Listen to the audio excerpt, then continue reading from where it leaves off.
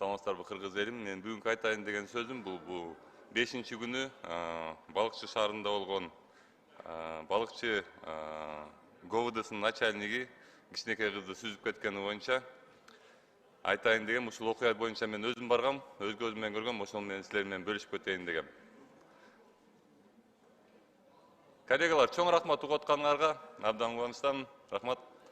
Айтайын деген, ошол 5-ши күнү балыкчыда ошондой каргыш окуя болуп калганын уккандан кийин балыкчыга дароо эле жөнөдүм. Балыкчыга өзүм барып көрөйүн деп саат 10-до балыкчыга жеткем. 10-до балыкчыга жетери менен биринчи эле ошол детский реанимацияга бардым. Анткени ал кыз кичинекей кыз реанимацияга түшүп калган экен да. Биринчи эле реанимацияга киргенде зав реанимациядан уккан сөзүм бул: силер эмне келдиңер? Силер келгенде эле биз баарын айтып бериш керекпи? Жөн эле мындай эле чөй жайында сурап коеюн десем, эмне болду эле деп эле сурайын десем, силер ушинтип эле келе бересиңерби, өйдө жактан келип эле коркута бересиңерби? Жана ушундай сөздөрдү уктум да менчи. Бул реаниматолог, туугандар, коллегалар, бул реаниматолог. Реаниматологдун айтып аткан сөзү, мага кылып аткан мамилеси. Апасын киргизбептир, атасын киргизбептир реанимацияга. Негизинен Кыргызстандын мыйзамы боюнча жашы жете элек баланын жанында любой жерде, реанимацияда болбосун, башка жердин баарында опекун жүрүш керек.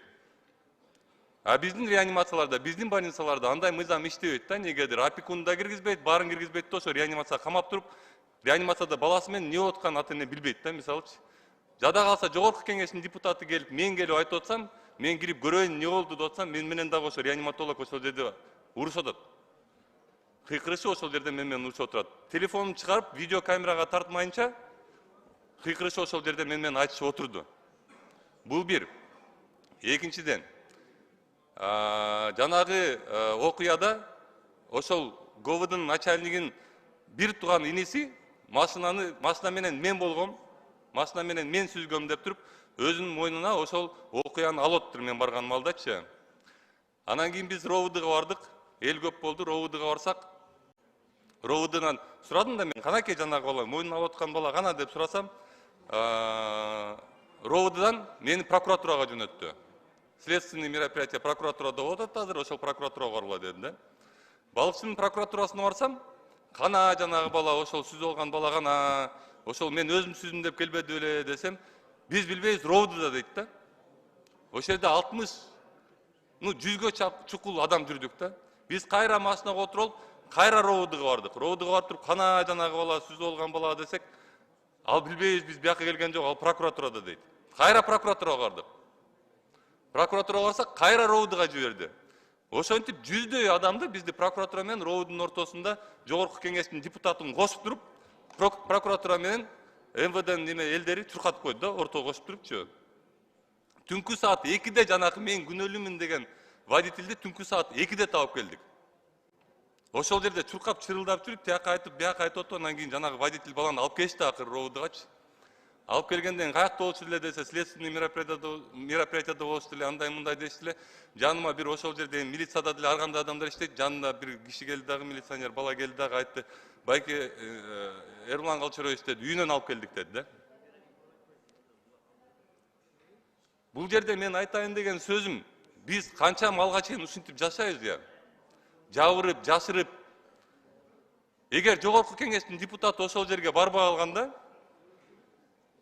тигил мен күнөөлүүмүн деп өзүн тапкан водитель үйүндө отура бермек, ГОВДнын начальниги жок.